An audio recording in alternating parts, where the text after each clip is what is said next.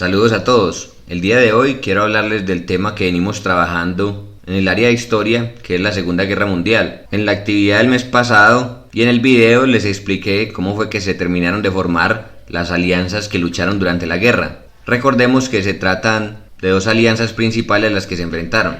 Los aliados, conformados por Estados Unidos, Gran Bretaña y la Unión Soviética principalmente, y por el otro lado las potencias del eje, conformadas principalmente por Alemania, Italia y Japón. A principios de 1942 la situación era la siguiente: Alemania había sido incapaz de conquistar a la Unión Soviética, había sido incapaz de tomar Moscú y ponerle fin a la guerra. A pesar de ello, el contraataque soviético de diciembre de 1941 no había logrado su objetivo de sacar a los alemanes de territorio soviético. Los alemanes seguían bien plantados en territorio de lo que actualmente es Rusia y todavía tenían la iniciativa, es decir, todavía tenían la capacidad de lanzar otra ofensiva para tratar de derrotar a la Unión Soviética definitivamente. Sin embargo, ya era una carrera contra el tiempo.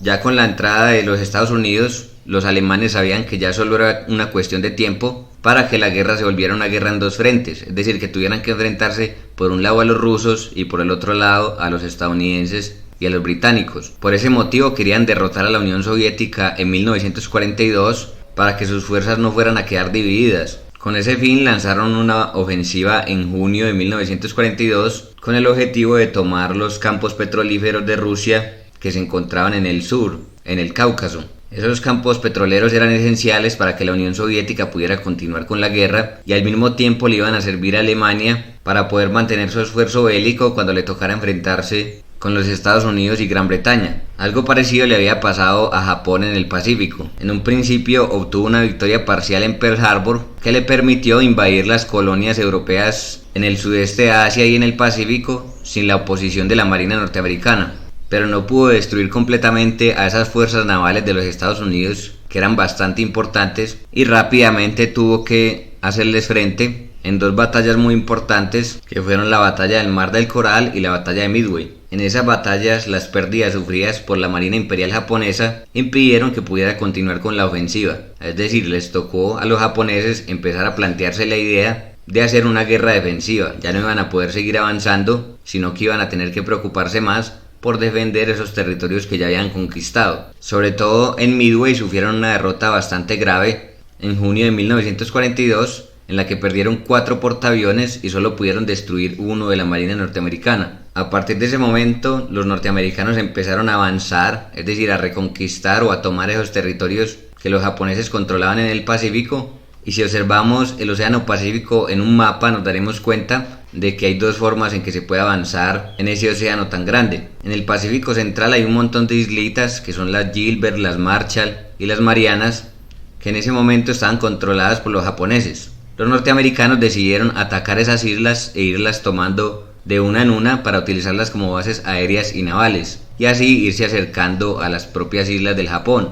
Entre 1943 y 44 hubo unas campañas bastante brutales y sangrientas en las que los norteamericanos tomaron esas islas del Pacífico, las Gilbert y las Marshall. Fueron campañas extremadamente crueles en las que los japoneses luchaban hasta el último hombre, es decir, no se rendían, sino que luchaban hasta el final. Ese fue uno de los ejes del avance de los norteamericanos, es decir, el Pacífico Central. Pero también empezaron a avanzar desde el sur del Pacífico, con ayuda del ejército australiano. Ese avance se dio desde las Islas Salomón, pasando por Nueva Guinea para ir subiendo hasta llegar a las Filipinas. Esas campañas también fueron muy duras, fue una guerra que se dio en la selva, donde los soldados no solamente se tenían que enfrentar al enemigo, sino también a las enfermedades tropicales, a la malaria, al paludismo, a las sanguijuelas, a las serpientes, pero lentamente las fuerzas aliadas fueron acercándose cada vez más a las islas del Japón. Entonces en ese año de 1942 fue que se terminó de decidir el curso de la guerra. Por un lado se detuvo finalmente el avance japonés y también fracasó la ofensiva alemana en Rusia, como les voy a explicar ahora mismo.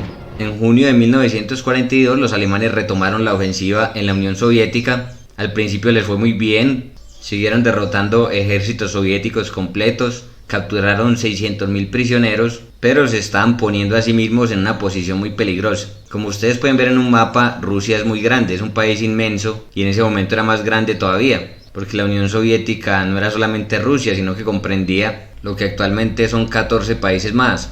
Los alemanes avanzaron profundamente hacia el Cáucaso y hacia la ciudad de Stalingrado pero no tenían suficientes hombres para proteger los flancos de esa invasión, es decir, no tenían suficientes unidades para proteger los lados de la invasión que quedaban expuestos a un contraataque soviético.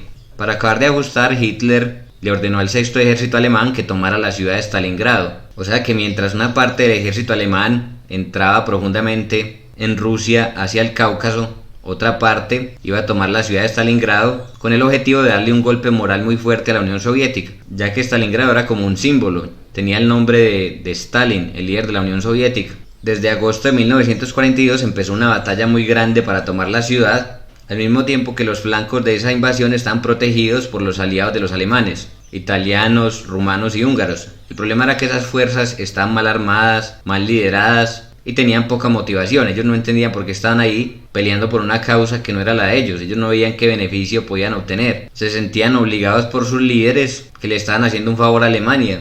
En un principio parecía que el sexto ejército iba a ser capaz de tomar la ciudad y de hecho tomó la mayor parte, pero se trataba de una trampa del ejército rojo. El ejército rojo quería que el ejército alemán entrara a la ciudad para después lanzar una ofensiva por sorpresa y rodearla. Eso fue justamente lo que pasó en noviembre de ese año. Se lanzó una ofensiva masiva contra los flancos de la invasión, se destruyeron ejércitos completos rumanos, húngaros e italianos, y el sexto ejército alemán quedó atrapado en la ciudad de Stalingrado. Durante 2 largos meses, los alemanes trataron de resistir, recibiendo cada vez menos suministros por aire, hasta que ya no pudieron continuar, se estaban muriendo de hambre y se rindieron en febrero de 1943.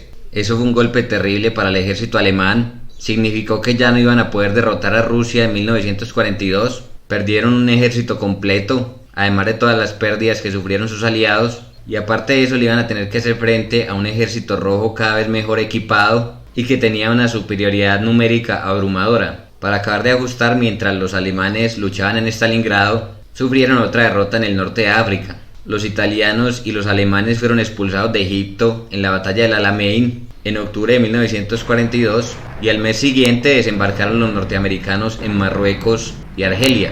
Los alemanes se tuvieron que retirar a Túnez y debido a la obstinación de Hitler, que se negó a permitir que los alemanes fueran evacuados del norte de África, perdieron otros 300.000 hombres en mayo, cuando los ejércitos que tenían en África se tuvieron que rendir. Debido a esa victoria que tuvieron en África, los norteamericanos, los británicos y sus aliados pudieron invadir Italia. Eso generó una crisis en el gobierno fascista de Mussolini, que terminó en un golpe de estado en el que Mussolini perdió el poder y terminó encarcelado. El nuevo gobierno italiano rápidamente cambió de bando, es decir, dejó de apoyar a los alemanes y más bien se pasó a los aliados, pero desafortunadamente para ellos, los alemanes ya habían previsto eso e inmediatamente invadieron Italia. Mussolini fue rescatado en una operación de comandos y lo pusieron otra vez en el poder en el norte de Italia con apoyo de los alemanes. A pesar de esa victoria temporal que obtuvieron los alemanes en Italia, ya estaban peleando en 2 frentes, es decir, tuvieron que retirar parte de los ejércitos que luchaban en Rusia para defender Italia de los aliados. Y eso en un momento muy importante porque fue entre julio y agosto de 1943 que los alemanes lanzaron su última ofensiva importante en la Unión Soviética, que fue la batalla de Kursk, la batalla de tanques más importante de la historia hasta el día de hoy. En el momento álgido de esa batalla, los alemanes tuvieron que retirar tropas del frente oriental, es decir, del frente que tenían con la Unión Soviética, para defender Italia. Eso quiere decir que el poderío militar de los Estados Unidos ya se estaba haciendo sentir. Los alemanes tenían que desviar cada vez más recursos para hacerles frente a los aliados occidentales. No podían concentrarse del todo contra la Unión Soviética. Para terminar de empeorar la situación para Alemania, los norteamericanos y los británicos están lanzando una campaña de bombardeos masivos contra las industrias e infraestructuras alemanas, incluyendo contra las ciudades, lo que dificultó la producción de armamentos y todo lo necesario para que la guerra continuara. A pesar de ello, los alemanes siguieron peleando, sufriendo cada vez más derrotas. Ya para 1944 prácticamente los habían expulsado de la Unión Soviética y el ejército rojo se estaba acercando a las fronteras de la propia Alemania. El 6 de junio de ese mismo año, en 1944, los aliados occidentales, o sea principalmente Estados Unidos y Gran Bretaña, junto a sus aliados menores como Canadá, lograron desembarcar en las playas de Normandía, en Francia. Eso significó que los alemanes ya tenían que pelear una guerra en 3 frentes, contra la Unión Soviética en el este y en Italia y Francia contra Gran Bretaña y Estados Unidos. Al mismo tiempo, la situación de los japoneses en Asia y el Pacífico también se estaba deteriorando. En 1944 perdieron las Islas Marianas desde las cuales Estados Unidos podía lanzar a sus bombarderos contra Japón. Los norteamericanos posteriormente desembarcaron en las Filipinas, que estaban bajo control japonés, y al mismo tiempo en la batalla del Golfo de Leyte, que queda en las Filipinas, destruyeron a la Marina Imperial japonesa en la batalla naval más grande de la historia. Ya para ese momento el alto mando japonés y el gobierno japonés sabían que no se podía ganar la guerra. Su único objetivo era causarle tantas pérdidas a los norteamericanos que esos decidieran más bien no continuar con la guerra, sino buscar algún tipo de negociación que pronto le garantizara a los japoneses conservar algunos de los territorios que habían ganado. Esa intención de causar el mayor daño posible al enemigo, sin mirar las consecuencias, provocó cosas terribles que siguieron al final de la guerra contra el Japón. Los japoneses formaron unidades de pilotos suicidas conocidos como kamikaze. Esos pilotos eran lanzados en misiones en las que estrellaban sus aviones contra los barcos enemigos, contra los barcos estadounidenses. Eso provocó el hundimiento de muchos barcos norteamericanos y la pérdida de muchos miles de vidas, y fue un símbolo de la determinación de Japón de luchar hasta el último hombre. Algo parecido les pasó a los aliados contra los alemanes. Ellos no llegaron a ese nivel de obstinación como los japoneses, pero de todas maneras, a pesar de la situación en la que se encontraban a finales de 1944, siguieron peleando. Incluso lanzaron una última ofensiva para tratar de derrotar a los norteamericanos y a los británicos en el bosque de las Ardenas en Bélgica, en diciembre de 1944. Pero previsiblemente esa ofensiva terminó en un fracaso. Ya los alemanes no tenían la capacidad de sostener ofensivas a tan gran escala, se les estaba acabando el combustible y otras materias primas esenciales para continuar la guerra. Pero a pesar de ello, el líder de Alemania, Adolf Hitler, no consideraba siquiera la posibilidad de rendirse. Ya no quedaban ni siquiera suficientes hombres de la edad apropiada para vincularse al ejército alemán, por lo que se creó una milicia conocida como Milicia del Pueblo o Volkssturm, que incluía niños, ancianos y personas que habían sido rechazadas por el ejército por no cumplir con los requisitos físicos. Obviamente se trataba de un caso perdido. Esa milicia no iba a ser capaz de derrotar al ejército rojo que tomó la ciudad de Berlín, la capital de Alemania, entre abril y mayo de 1945. Adolf Hitler, al ver que la situación estaba perdida y que iba a terminar siendo capturado por sus enemigos mortales, decidió más bien suicidarse el 30 de abril de 1945, dejándole el poder al almirante Karl Dönitz, que finalmente el 7 de mayo decidió que Alemania se rindiera. Ese hecho puso fin a la guerra en Europa, pero la guerra continuó en Asia contra los japoneses. El alto mando norteamericano y el gobierno sabía que la lucha contra los japoneses para obligarlos a rendirse iba a provocar la pérdida de cientos de miles de vidas e incluso millones. En las batallas de Iwo Jima y Okinawa, los japoneses siguieron defendiéndose casi que hasta el último hombre, lo que siempre provocaba grandes pérdidas a los norteamericanos. Existía un temor muy grande de que invadir las islas del Japón propiamente dichas iba a provocar una pérdida de vidas gigantesca, además de que era posible que la población civil japonesa se involucrara, como había ocurrido en otras batallas en el Pacífico. Afortunadamente para los norteamericanos se estaba desarrollando un arma secreta que era la bomba atómica. Esta había sido desarrollada por un grupo de científicos agrupados en un proyecto conocido como Proyecto Manhattan. El líder del laboratorio donde se creó la bomba fue el físico norteamericano Robert Oppenheimer. La primera bomba estuvo lista en julio de 1945 y se ensayó con éxito. El gobierno norteamericano, liderado por el presidente Harry Truman, que había reemplazado al recientemente fallecido Franklin Roosevelt, decidió que se justificaba lanzar la bomba sobre Japón para obligarlos a rendirse y evitar tener que realizar una invasión al país que provocaría cientos de miles o quizá millones de muertos. La primera bomba contra Japón se arrojó en la ciudad de Hiroshima el 6 de agosto de 1945.